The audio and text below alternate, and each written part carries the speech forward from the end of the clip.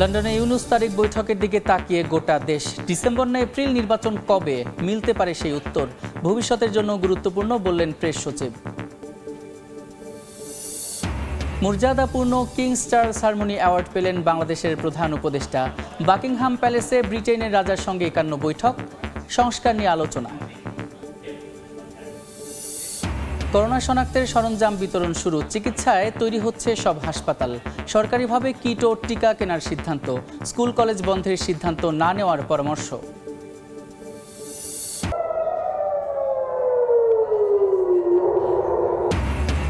ইরানের সামরিক এবং পারমাণবিক স্থাপনায় ইসরায়েলের হামলা, আইআরজিসি প্রধান সহ নিহত বেশ কয়েকজন। মার্কিন সম্পৃক্ততা নেই দাবি রুবিওর, বেদনাদায়ক পরিণতির হুমকি খামেনির।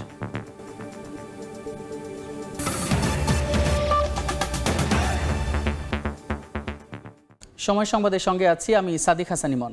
প্রধান উপদেষ্টা ডক্টর মোহাম্মদ ইউনুস এবং বিএনপির ভারপ্রাপ্ত চেয়ারম্যান তারেক রহমানের বহুল প্রতীক্ষিত বৈঠক অনুষ্ঠিত হচ্ছে আজ। লন্ডনে হতে যাওয়া এই বৈঠকের দিকে তাকিয়ে গোটা দেশ। আলোচনা ফলপ্রসূ হতে পারে বলে আশাবাদ ব্যক্ত করেছেন প্রধান উপদেষ্টার প্রেস সচিব শফিকুল আলম। বাংলাদেশ রাজনৈতিক অগ্রগতির ক্ষেত্রে আসতে পারে ইতিবাচক বার্তা। এদিকে বৈঠক ঘিরে প্রবাসীদের মাঝেও দেখা গেছে উচ্ছ্বাস। লন্ডন থেকে শোয়েব কবিরের প্রতিবেদনে বিস্তারিত। শুক্রবার স্থানীয় সময় সকালে লন্ডনের ডরচেস্টার হোটেলে বসতে যাচ্ছে বাংলাদেশের অন্তর্বর্তী সরকারের প্রধান উপদেষ্টা ডক্টর মোহাম্মদ ইউনুস ও বিএনপির ভারপ্রাপ্ত চেয়ারম্যান তারেক রহমানের বৈঠক। এই বৈঠককে রাজনৈতিক অচলাবস্থার গতি পরিবর্তনের সম্ভাব্য সূচনা হিসেবে দেখছেন অনেকে।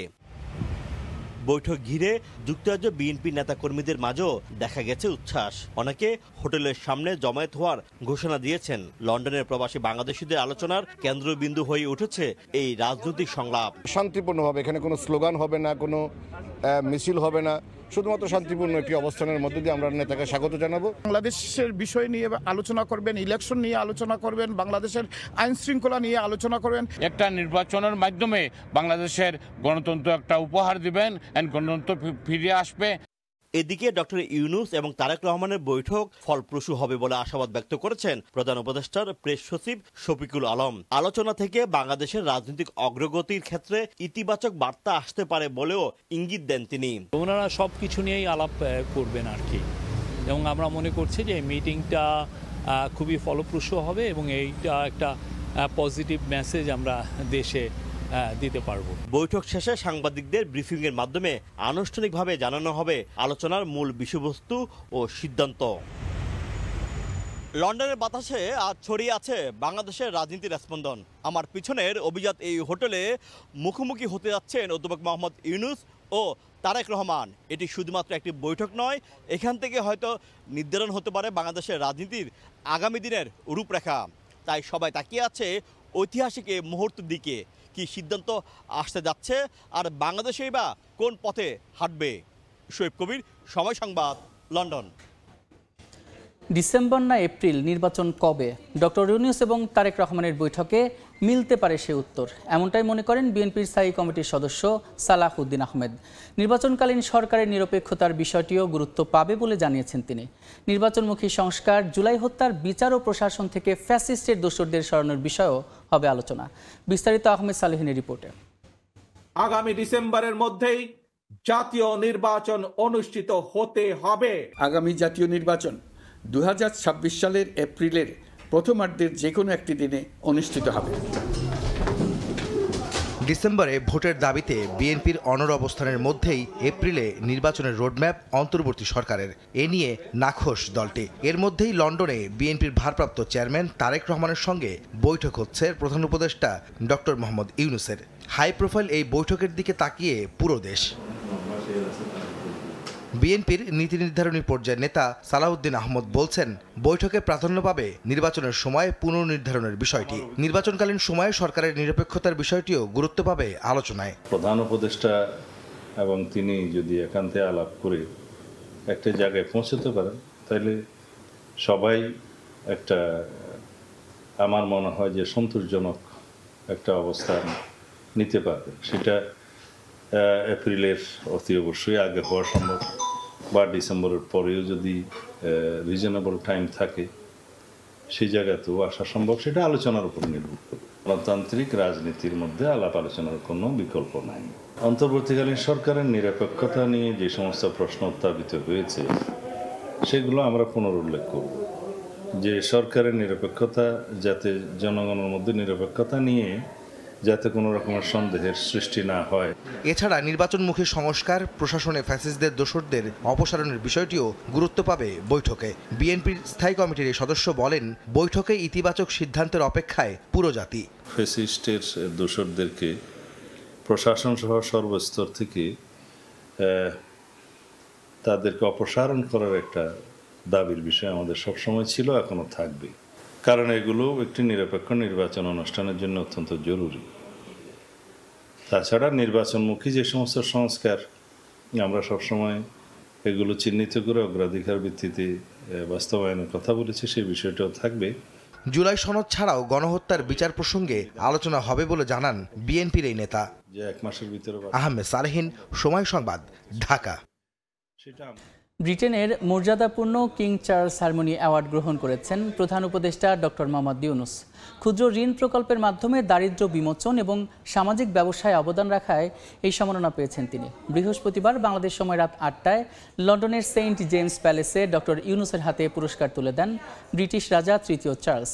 এর আগে বাকিংহাম প্যালেসে রাজার সঙ্গে একান্ত বৈঠক করেন প্রধান উপদেষ্টা। এ সময় জুলাই গণ অভ্যুত্থান এবং সংস্কার প্রক্রিয়া নিয়ে ব্রিটিশ রাজাকে অভিহিত করেন ডক্টর ইউনূস। 1990 সাল থেকে কিং চার্লস হারমোনি অ্যাওয়ার্ড দিয়ে আসছে ব্রিটেনের বর্তমান রাজা তৃতীয় চার্লস প্রতিষ্ঠিত দ্য কিংস ফাউন্ডেশন। বৃহস্পতিবার বাংলাদেশ সময় রাত 8টায় লন্ডনের সেন্ট জেমস প্যালেসে প্রধান উপদেষ্টা ডক্টর মোহাম্মদ ইউনূসের হাতে মর্যাদাপূর্ণ এই পুরস্কার তুলে দেন ব্রিটিশ রাজা তৃতীয় চার্লস। এবছর ডক্টর ইউনূস ছাড়াও অ্যাওয়ার্ড পান কয়েকজন খ্যাতনামা ব্যক্তি। প্রধান উপদেষ্টার প্রেস সচিব জানান, ক্ষুদ্র ঋণ প্রকল্পের মাধ্যমে দারিদ্র্য বিমোচন এবং সামাজিক ব্যবসায় অবদান রাখায় কিং চার্লস হারমোনি অ্যাওয়ার্ড পেয়েছেন অধ্যাপক ইউনূস। পুরো বাংলাদেশের জন্য এটা একটা বড় অনার। তো উনি যে ওনাকে এই অ্যাওয়ার্ডটা দেওয়া হচ্ছে যে ওনার লাইফ লং যে উনি যেই কাজগুলো করেছেন, যেমন ধরেন মাইক্রো ক্রেডিট পায়োনিয়ারিং করা, এই সোশ্যাল বিজনেস কনসেপ্ট, প্লাস হচ্ছে উনি 3.0 নিয়ে কাজ করেছেন। তো কিং চার্লস ওনার যে পুরো যে লাইফ লং যে ডেডিকেশন মানুষের জন্য, মানুষের মঙ্গলার্থে যে কাজগুলো উনি করেছেন, তারই স্বীকৃতি হবে king Charles the third harmony award. এর আগে বাংলাদেশ সময় 4:30টায় বাকিংহাম প্যালেসে প্রধান উপদেষ্টাকে স্বাগত জানান রাজা তৃতীয় চার্লস। দুজনের মধ্যে 30 মিনিটের একান্ত বৈঠকে দুই দেশের সম্পর্ক, জলবায়ু পরিবর্তন, বৈশ্বিক মানবিক সমস্যা এবং সুশাসনের মতো বিষয় উঠে আসে। তরুণদের ক্ষমতায়ন সহ নানা বিষয়ে ভূমিকা রাখায় ডক্টর ইউনূসের প্রশংসা করেন রাজা। পরে প্রেস সচিব জানান, দেশের পরিবর্তিত পরিস্থিতি এবং সংস্কার প্রক্রিয়া নিয়ে ব্রিটিশ রাজার সঙ্গে আলোচনা করেছেন প্রধান উপদেষ্টা। মিটিংয়ে বাংলাদেশের যে বড় রকমের একটা যে ট্রানজিশন হচ্ছে সেগুলো নিয়ে রিপোর্ট কথা হয়েছে। আর আমাদের চিফ অ্যাডভাইজার কিং চার্লসকে জানিয়েছেন যে তারা কি কি রিফর্ম ইনিশিয়েটিভ নিয়েছেন। এরপরই ব্রিটিশ হাউস অব কমন্সের স্পিকার স্যার লিন্ডসে হয়েলের সঙ্গে বৈঠক করেন প্রধান উপদেষ্টা। বৈঠকে ঢাকায় নিযুক্ত British high commissioner Sarah Cook উপস্থিত ছিলেন।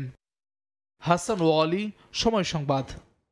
ইরানের সামরিক এবং পারমাণবিক স্থাপনা লক্ষ্য করে হামলা চালিয়েছে ইসরায়েল। এতে বিপ্লবী গার্ডের প্রধান সহ বেশ কয়েকজন নিহত হয়েছেন বলে জানিয়েছে গণমাধ্যম। তেহরানে বন্ধ রাখা হচ্ছে বিমান চলাচল। এই ঘটনায় যুক্তরাষ্ট্রের সম্পৃক্ততা নেই বলে জানিয়েছেন মার্কিন পররাষ্ট্রমন্ত্রী মার্কো রুবিও। পাল্টা হামলার আশঙ্কায় ইসরায়েল জুড়ে জরুরি অবস্থা জারি করা হয়েছে। স্থানীয় সময় শুক্রবার মধ্যরাতে বিস্ফোরণে কেঁপে ওঠে ইরানের রাজধানী তেহরান। ইরানের রাষ্ট্রীয় টেলিভিশন জানায়, দেশটির সামরিক ও পারমাণবিক স্থাপনা ঘিরে হামলা চালিয়েছে ইসরায়েল। আন্তর্জাতিক গণমাধ্যম জানায়, তেহরানে 6টি বিস্ফোরণের খবর পাওয়া গেছে। তবে কোনো ক্ষয়ক্ষতি হয়েছে কিনা সে বিষয়ে এখনো কিছু জানা যায়নি। হামলার পর তেহরানের ইমাম খামেনি আন্তর্জাতিক বিমানবন্দরে বিমান চলাচল সাময়িক স্থগিত করা হয়েছে। সর্বোচ্চ সতর্ক অবস্থায় রয়েছে ইরানের প্রতিরক্ষা ব্যবস্থা। ইসরায়েলের পক্ষ থেকেও ইরানের পরমাণু ও অন্যান্য সামরিক স্থাপনা লক্ষ্য করে হামলা চালানোর বিষয়টি জানানো হয়েছে। মধ্যরাতে চালানো এই অভিযানে অংশ নেয় বহু যুদ্ধবিমান। ইসরায়েলের প্রতিরক্ষা মন্ত্রী কার্টস জানান, তেল আবিবের পক্ষ থেকে তেহরানের আগাম প্রতিরোধমূলক হামলা চালানো হয়েছে। প্রয়োজনে আরও হামলা চালানো হবে বলে হুঁশিয়ারি দিয়েছেন প্রধানমন্ত্রী বিনিয়ামিন নেতানিয়াহু। এদিকে পাল্টা হামলার আশঙ্কায় ইসরায়েলের অভ্যন্তরে নিরাপত্তা ব্যবস্থা জোরদার করা হয়েছে। রাত ৩টা থেকে দেশ জুড়ে স্কুল, অফিস ও সভা সমাবেশ নিষেধাজ্ঞা আরোপের পাশাপাশি বদলে ফেলা হয়েছে প্রতিরক্ষা নীতিও। শুধুমাত্র জরুরি পরিষেবাগুলো চালু রাখা হয়েছে। তেহরানে হামলার পেছনে যুক্তরাষ্ট্রের কোনো সম্পৃক্ততা নেই বলে জানিয়েছেন মার্কিন পররাষ্ট্রমন্ত্রী মার্কো রুবিও। হামলার কয়েক ঘন্টা আগে ইরানে ইসরায়েলের সম্ভাব্য হামলার ইঙ্গিত দেন মার্কিন প্রেসিডেন্ট ডোনাল্ড ট্রাম্প। এর আগে মার্কিন গোয়েন্দা তথ্যেও এমন আশঙ্কার কথা জানানো হয়। অবশেষে সব জল্পনা কল্পনা শেষে তেহরানে হামলা চালালো নেতানিয়াহু বাহিনী।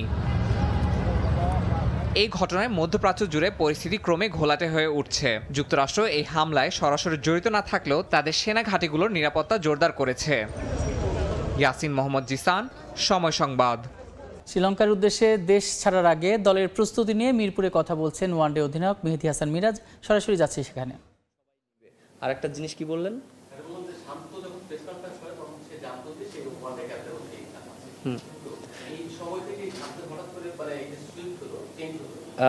একটা জিনিস কি, ও তো লাস্ট অনেক দিন ধরে ক্যাপ্টেন ছিল এবং একটা জিনিস কি যে যখন ওডিআই এবং টি-20 ছিল, ও তো একটা নির্দিষ্ট ম্যাচ পর্যন্ত ছিল এবং ওটা শেষ হয়ে গিয়েছিল। বাট ওকে তারপরে হয়তো কন্টিনিউ মনে করেন 2-1টা সিরিজ করার জন্য করেছে। বাট ওর সাথে হয়তো ডিসকাস করেছে বা কি করেছে, হয়তো টেস্ট টিম নিয়ে ডিসকাস করেছে, ওডিআই করেছে কিনা আমি ওই রকমভাবে করতে পারবো না। বাট আমাকে যেটা আমি কালকে হয়তো আমাকে বলেছে, আমাদের ফাহিম স্যার যখন ছিলেন এখানে আমাকে ডেকে নিয়ে বলেছিলেন যে তোমাকে এরকম আমরা চিন্তা করছি, দায়িত্ব দিব, কারণ আমাদের খুব তাড়াতাড়ি এই ডিসিশনগুলো নিব, কারণ আমাদের যেহেতু ওডিআই টিমটা আমরা সেট করতে হবে, আমাদের সামনে খেলা আছে, বেশি দূরে নেই সময়টা, সো আমরা ওইভাবে প্ল্যানিং করছি। তখন তিনি আমাকে জানিয়েছেন জিনিসগুলো, প্ল্যানিংগুলো।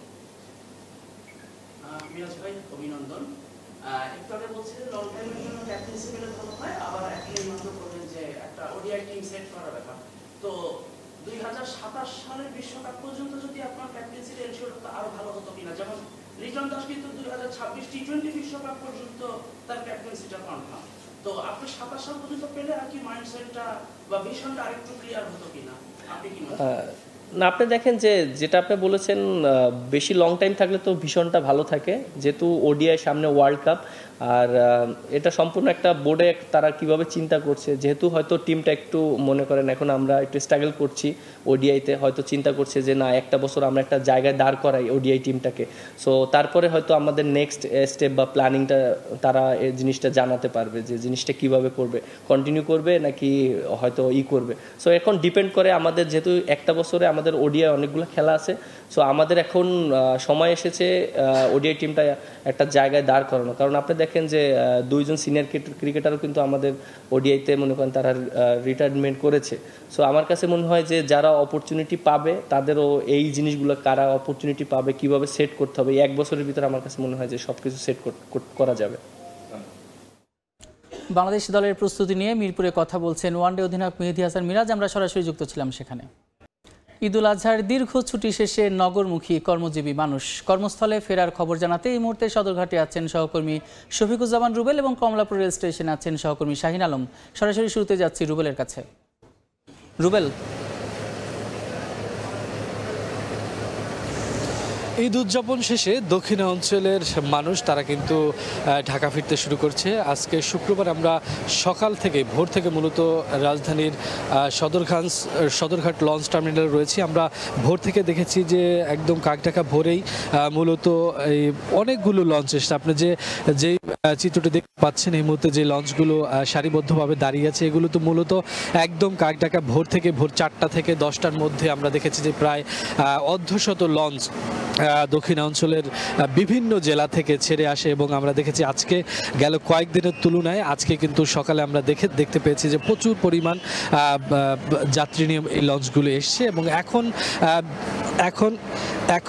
এখন বেলা এখন বেলা বেড়ে গেছে, আপনারা জানেন যে নৌপথের যে যাত্রা সেই যাত্রা মূলত রাত্রেই শুরু হয়।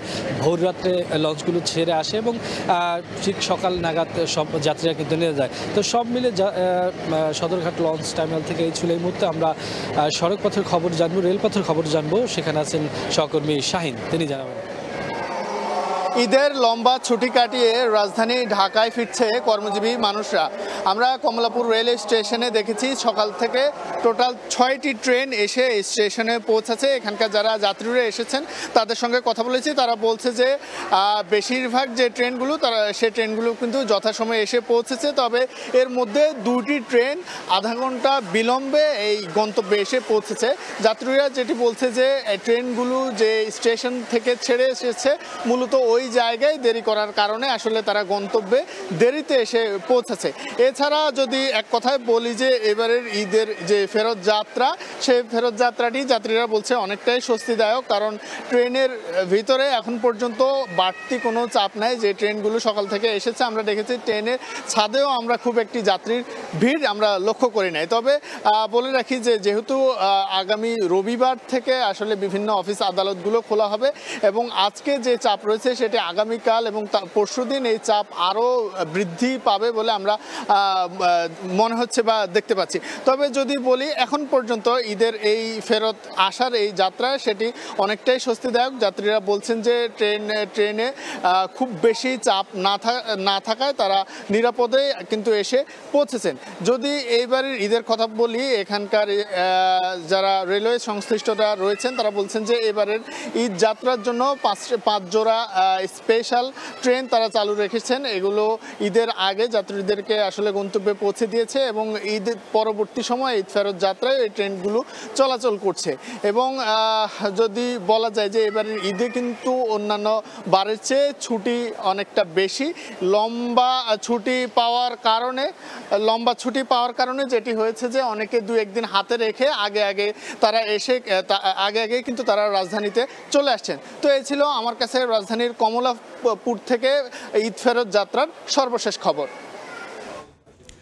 ঈদের ছুটি শেষে রাজধানীমুখী মানুষের খবর জানাতে কমলাপুর রেল স্টেশন থেকে যুক্ত ছিলেন সহকর্মী শাহিন এবং তার আগে সদরঘাট রেল স্টেশন থেকে যুক্ত ছিলেন সহকর্মী রুবেল। করোনা ভাইরাস সংক্রমণের ঊর্ধ্বগতির মধ্যে সারা দেশে শনাক্তকরণ কিট বিতরণ শুরু করেছে স্বাস্থ্য অধিদপ্তর। 50 শয্যা বিশেষায়িত হাসপাতাল চালুর পাশাপাশি সব সরকারি হাসপাতালে হচ্ছে করোনা কর্নার। বিভিন্ন দাতা সংস্থা এবং চীনের সহায়তায় কিট ও টিকা সংগ্রহের পাশাপাশি মজুদ বাড়াতে সরকারিভাবেও আমদানির সিদ্ধান্ত হয়েছে। আতঙ্কিত হয়ে শিক্ষা প্রতিষ্ঠান বন্ধের সিদ্ধান্ত না নেওয়ার পরামর্শ বিশেষজ্ঞদের। প্রশংসার শেষে রিপোর্ট। 2020 সালের শুরুতেই করোনা ভাইরাসের ভয়াবহ রূপ দেখেছিল বিশ্ব। 5 বছরের ব্যবধানে আবারও নতুন করে এর বিস্তার ঘটছে। ভারতসহ দক্ষিণ এশিয়ার বিভিন্ন দেশে সংক্রমণ বাড়ার পাশাপাশি ভাইরাসটির নতুন সাব ভেরিয়েন্ট চিহ্নিত হচ্ছে। বাংলাদেশেও ব্যাপকভাবে সংক্রমণের শঙ্কায় বাড়ছে দুশ্চিন্তা। চলতি বছর দেশে এখন পর্যন্ত 220 জন করোনা রোগী শনাক্ত হয়েছে, মৃত্যু হয়েছে 1 জনের। এমন পরিস্থিতিতে স্থল, নৌ এবং আন্তর্জাতিক বিমানবন্দরে স্ক্রিনিং সহ স্বাস্থ্য সুরক্ষায় সতর্কতামূলক নির্দেশনা দিয়েছে সরকার। এছাড়া বিনা প্রয়োজনে বিদেশ ভ্রমণ ত্যাগ ও মাস্ক পরা সহ বিভিন্ন পরামর্শ দিচ্ছে স্বাস্থ্য অধিদপ্তর। এদিকে বিভিন্ন মেডিকেল কলেজ ও জেলা হাসপাতালে করোনা পরীক্ষা করতে বৃহস্পতিবার থেকে শনাক্তকরণ কিট বিতরণ শুরু হয়েছে। জেলা পর্যায়ে বিতরণের পর বর্তমানে মাত্র 14 লাখ টিকা মজুত রয়েছে বলে জানান স্বাস্থ্য অধিদপ্তরের সংক্রামক রোগ নিয়ন্ত্রণ শাখার লাইন ডিরেক্টর। ঢাকা শহরের হসপিটালগুলো আর মেডিকেল কলেজ হসপিটালগুলো RT-PCR কিট দিচ্ছি। 17,20,000 টিকার মতো সারা সিভিল সার্জনে পাঠিয়ে দিচ্ছি। এখন ওইখানে যে কেউ যে টিকা নিতে পারবে। Diagnostic kit, rapid antigen plus RT-PCR। Donor agency থেকে চেয়েছি আমরা প্রত্যেকটা থেকে ধরেন 1 লাখ RT-PCR আর 5 লাখ র্যাপিড অ্যান্টিজেন চেয়েছি। প্লাস আমাদের CMSGর মাধ্যমে কেনার ব্যবস্থা হচ্ছে। চায়নার কাছ থেকে হেল্প চাইছি, ওরাও আশা করতেছি যে একটা বড় অ্যামাউন্টের আমাদের ডোনেট করবে। আক্রান্তদের চিকিৎসায় 50 শয্যার বিশেষায়িত হাসপাতাল চালু করা হয়েছে জানিয়ে তিনি বলেন, দেশের সব হাসপাতালে করোনা কর্নার চালু নির্দেশ দেওয়া হয়েছে। ডিএনসিতে 50 বেড কোভিডের জন্য আলাদা ডেডিকেট করে রেডি রাখা হয়েছে, ইনক্লুডিং 15 বেডের ICU। প্রতিটা মেডিকেল কলেজ, হাসপাতাল প্লাস ইনস্টিটিউটে আলাদা করে করোনার জন্য বেড ডেডিকেট করার জন্য বলা হয়েছে। এদিকে ভাইরাসের বিস্তার রোধে পরীক্ষা নিরীক্ষার প্রয়োজনীয় সামগ্রী বাড়ানোর তাগিদ দিচ্ছেন বিশেষজ্ঞরা। অন্তত ডিস্ট্রিক্টে একটা দুটো জায়গা যেন থাকে যে জায়গায় গিয়ে এই টেস্টটা করার সুযোগ থাকে। সো টেস্টের জন্য যে সমস্ত রিয়েজেন্ট বা যে সমস্ত প্রস্তুতি সেগুলোর আমাদের প্রস্তুতি থাকতে হবে। ক্লিনিক গ্রো করা যাবে না, কারণ স্কুল কলেজগুলোতে সতর্ক থাকতে হবে, কিন্তু কোনোভাবে স্কুল কলেজ বা শিক্ষা প্রতিষ্ঠান বন্ধের মতো হটকারী সিদ্ধান্ত যেন না হয়। মহামারী এই ভাইরাসের সংক্রমণ নিয়ন্ত্রণে সরকারি নির্দেশনা মেনে চলতে এখন থেকেই জনসচেতনতা সৃষ্টির উপর জোর দেন তারা। সব ধরনের সতর্ক থাকা উচিত। প্রসূন আশিস, সময় সংবাদ, ঢাকা। ম্যানচেস্টার সিটি ছেড়ে ইতালিয়ান ক্লাব নেপোলিতে নাম লেখালেন বেলজিয়ান তারকা কেভিন ডি ব্রুইন। 2 বছরের চুক্তিতে সিরিয়া চ্যাম্পিয়ন দলে যোগ দিলেন সাবেক সিটিজেন তারকা। মৌসুম শেষ হওয়ার আগেই ঘোষণা দিয়েছিলেন ইংলিশ ক্লাব ম্যানচেস্টার সিটি ছেড়েছেন কেভিন ডি ব্রুইন। এরপর থেকে বেশ কয়েকটি ক্লাব তাকে দলে ফেরাতে যোগাযোগ করে। শেষ পর্যন্ত ইতালিয়ান ক্লাবকে বেছে নিলেন এই বেলজিয়ান তারকা। 2 বছরের চুক্তি হলেও পরে এটি 3 বছর পর্যন্ত বাড়তে পারে। একই দলে আছেন কেভিনের জাতীয় দলের সতীর্থ রোমেরু লুকালু, আছেন ইপিএল খেলা তারকা ম্যাকটোমিনে। নেপোলির প্রেসিডেন্ট ব্রুইনের সঙ্গে হাত মেলানোর ছবি পোস্ট করে বিষয়টি নিশ্চিত করেছেন।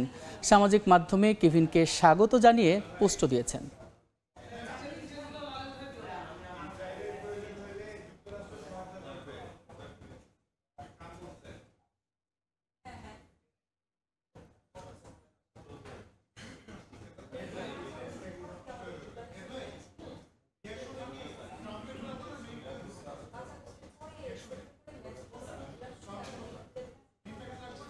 সময় সংবাদের শীর্ষ সংবাদগুলো জানিয়ে দিচ্ছে আরেকবার।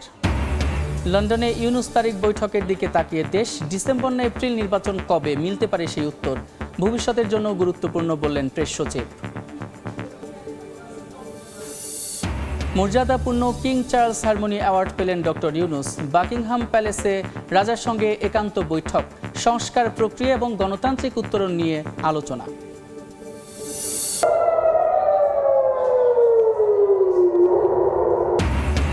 ইরানের সামরিক ও পারমাণবিক স্থাপনায় ইসরায়েলের হামলা। আইআরজিসি প্রধান সহ নিহত বেশ কয়েকজন। মার্কিন সম্পৃক্ততা নেই দাবি রুবিওর। বেদনাদায়ক পরিণতির হুমকি খামেনির।